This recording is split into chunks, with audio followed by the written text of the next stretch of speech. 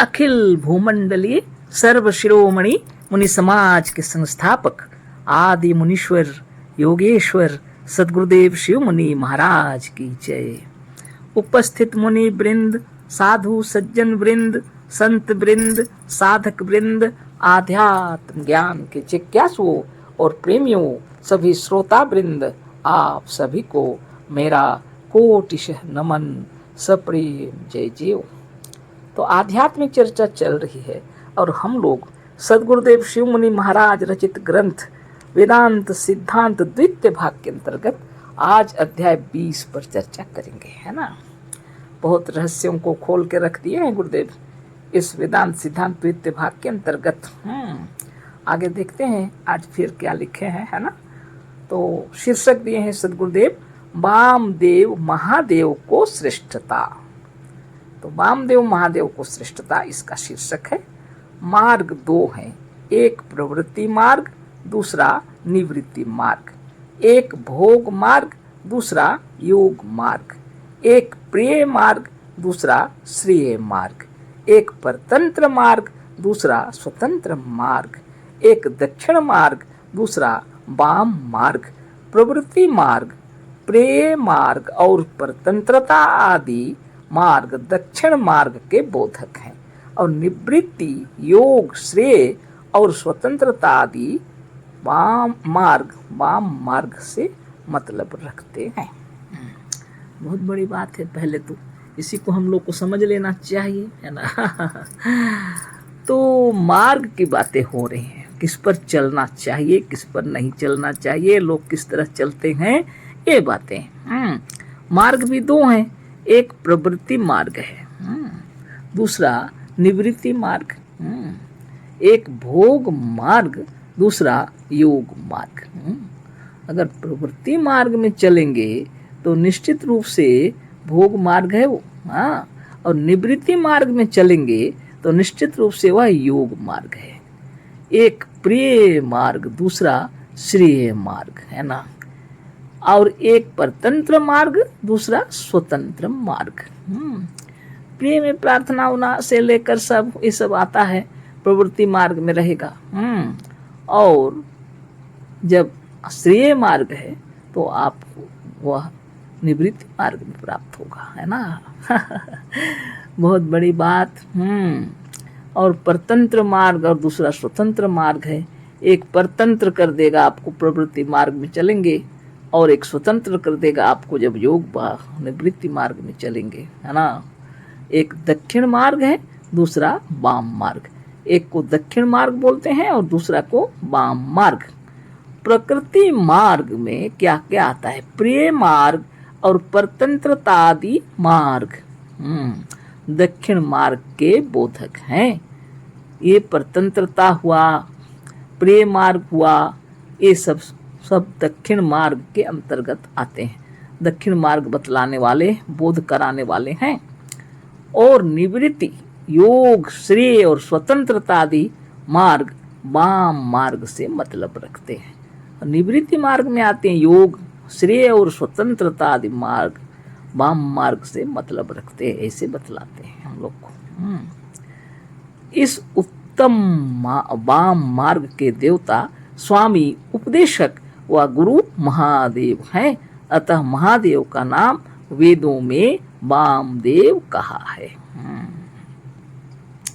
बहुत बड़ी बात हो गई।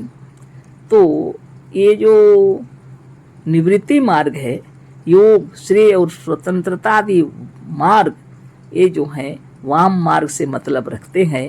इस उत्तम वाम मार्ग के देवता स्वामी, उपदेशक व गुरु महादेव हैं। अतः महादेव का नाम वेदों में वामदेव कहा है। ये है वामदेव। महादेव को ही वामदेव कहा गया है वेदों में, है ना। दक्षिण भुजा की ओर दक्षिण और वाम भुजा की ओर उत्तर दिशा है। अब पृथ्वी में जो हो रहा है उसको भी देखिए, दक्षिण भुजा की ओर। अगर आप माने यहाँ गुरुदेव जो लिखे हैं उसको देख लीजिए, है ना। उत्तर की ओर क्या क्या लिखे हैं, पूर्व पश्चिम उत्तर। हाँ ठीक। तो यहाँ चित्र भी बना दिए हैं गुरुदेव, है ना। तो इसमें गुरुदेव बतला रहे हैं, है ना, दक्षिण भुजा दाहिने हाथ की ओर, दक्षिण और वाम भुजा बाएं हाथ की ओर आपका उत्तर दिशा है। पूरब की ओर मुंह करके जब खड़े हो जाएंगे आप, तो आपके दाहिने हाथ की ओर दक्षिण होता है और बाएं हाथ की ओर उत्तर, और आपके पीछे होता है पश्चिम, है ना। इसी को बता रहे हैं, दक्षिण भुजा की ओर दक्षिण और वाम भुजा की ओर उत्तर दिशा है। दक्षिण मार्ग भोग मार्ग होने से दक्षिण और नरक और यमराज का स्थान माना जाता है। लोग ऐसे ही मानते हैं। दक्षिण मार्ग भोग मार्ग होने के कारण दक्षिण में यहाँ रहता है, और इसको नरक और यमराज का स्थान मानते हैं लोग, दक्षिण दिशा को। तद्वत वाम मार्ग श्रेय मार्ग होने के कारण वाम दिशा यानी उत्तर दिशा की ओर महादेव, कैलाश और स्वर्ग का स्थान माना गया है। और उसी तरह, है ना, तद्वत मतलब इसी तरह वाम मार्ग जो है श्रेय मार्ग होता है, इसमें श्रेष्ठता की बात हो रही है ना। और इसके बता रहे हैं कि होने के कारण यह वाम दिशा उत्तर दिशा की ओर है। ये महादेव, कैलाश और स्वर्ग का स्थान माना गया है। यहाँ महादेव रहते हैं कैलाश पर्वत में, और इधर उत्तर दिशा इसको महादेव रहते हैं कैलाश पर्वत में, स्वर्ग का स्थान माना गया है। इसी से कोई भी शुभ कर्म आर्य लोग दक्षिण ओर मुख करके नहीं करते। भारत के जितने रहने वाले को आर्य लोग कहा जाता है। पहले कहते थे आर्य मनुष्य श्रेष्ठ होता है, तो इसमें जितने लोग कोई शुभ कर्म करते थे तो आर्य लोग हमेशा पूर्व या उत्तर की ओर करते थे, दक्षिण में मुंह करके करते ही नहीं के कोई कार्य, है ना। इसी से कोई भी शुभ कर्म आर्य लोग दक्षिण ओर मुंह करके नहीं करते। यहाँ जो चित्र बना दिए हैं गुरुदेव, उपरोक्त चित्रानुसार पृथ्वी खड़ी आकाश में घूम रही है। पृथ्वी के चारों ओर से इसका ऊपरी विभाग उत्तर की ओर है और निम्न भाग दक्षिण को, है ना। पृथ्वी तो खड़ी है और घूम रही है पृथ्वी, है ना। उपरोक्त चित्रानुसार पृथ्वी खड़ी आकाश में घूम रही है। पृथ्वी के चारों ओर से इसका ऊपरी विभाग उत्तर की ओर है और निम्न भाग दक्षिण की ओर। इसी से दक्षिण मार्ग मनुष्य को नीचे ले जाने वाला, दक्षिण मार्ग में कोई चलेगा भोग मार्ग में तो मनुष्य को नीचे की ओर ले जाने वाला है, नरक में डालने वाला है। तद्वत उत्तर मार्ग जिसे वाम मार्ग कहते हैं मनुष्य के उन्नति का साधन और मोक्ष का मार्ग है। तो उत्तम बता रहे हैं गुरुदेव वाम मार्ग को, लेकिन लोग गलत समझते हैं, समझते नहीं उल्टा समझते हैं ना। तो उत्तर दिशा की ओर वाम मार्ग वाले श्रेय कहलाते हैं और ये मोक्ष के प्राप्ति के योग्य हो जाते हैं। उन्नति का साधन और मोक्ष का मार्ग बता रहे हैं वाम मार्ग को। गुरुदेव के शब्दों में तद्वत उत्तर मार्ग जिसे वाम मार्ग कहते हैं मनुष्य के उन्नति का साधन और मोक्ष का मार्ग है। यही कारण है कि जिससे आर्य लोगों ने महादेव का निवास स्थान उत्तर की ओर माना है। इसीलिए आर्य लोगों ने, भारत के श्रेष्ठ जन जो हैं, उन्होंने महादेव का निवास स्थान उत्तर की ओर माना है। सबको पता है कैलाश पर्वत में महादेव जी हैं बोल के सभी कहते हैं। अब इसमें जो विशेष वक्तव्य है सो सुनिए। अब इसमें जो विशेष वक्तव्य बताया गया है वह सुनिए। कहते हैं, ऊपर के चित्र को देखने से यह मालूम होता है कि पृथ्वी का ऊपरी विभाग ठीक सीधा नहीं है। चित्र को देखने से मालूम पड़ता है कि पृथ्वी का ऊपरी भाग पूरा पूरी सीधा नहीं है, किंतु ईशान कोण की ओर झुका हुआ है।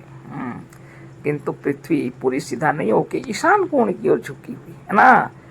इसी से इस कोण का नाम ईशान कोण, ईशान है ना, इस हुआ क्योंकि ईशान नाम महादेव का है। दीर्घ ई और तालवेशा में अकार और ना ईशान कोण कहा जाता है। ईशान कोण का मतलब होता है महादेव। ईशान मतलब है महादेव का स्थान। महादेव का स्थान उत्तर को इसलिए माना गया है कि इसका उत्तरी ध्रुव नॉर्थ पोल पूर्व ऊपर की ओर है। इसको कहते हैं महादेव का स्थान उत्तर को इसलिए माना गया है क्योंकि इसका जो उत्तरी ध्रुव नॉर्थ पोल ऊपर की ओर, इसी से नक्शे में उत्तर की दिशा ऊपर की ओर और दक्षिण दिशा नीचे को मानी जाती है। सबको मालूम है ऊपर की ओर है नॉर्थ पोल, ओ उत्तरी ध्रुव, और दक्षिण नीचे की ओर है ना, नीचे जो दक्षिण दिशा में है ना। तो पिछले अध्यायों में वामदेव का संबंध आकाश के साथ प्रबल प्रमाणों से सिद्ध हो चुका है।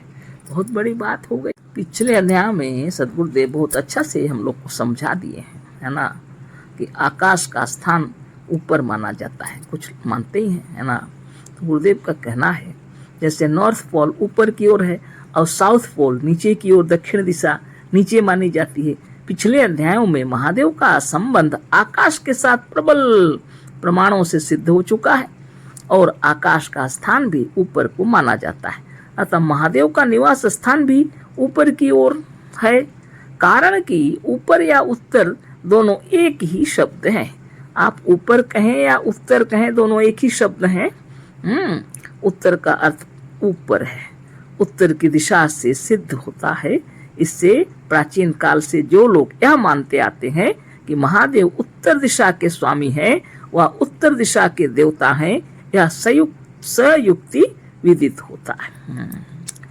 प्राचीन काल से लोग महादेव को उत्तर दिशा के स्वामी मानते आए हैं। यह सयुक्ति विदित होता है, यह सही बता रहे हैं गुरुदेव। इसमें रंचक मात्र भी संदेह नहीं, जरा भी संदेह नहीं है, क्योंकि महादेव सचमुच में उत्तर दिशा के मालिक हैं बोल के बता रहे हैं। इस उत्तर की दिशा को जो दक्षिण दिशा के विपरीत माना जाता है, इस उत्तर दिशा को दक्षिण दिशा के विपरीत ही तो मानेंगे ना, हम वाम दिशा भी कह सकते हैं। अब ऐसी स्थिति जब आ जाती है, ये उत्तर दिशा को दक्षिण दिशा का विरोधी मान लेते हैं, तो तब इसको कहते हैं वाम दिशा भी कह सकते हैं। यहाँ वाम और उत्तर का एक ही अर्थ है। वाम और उत्तर का एक ही अर्थ है।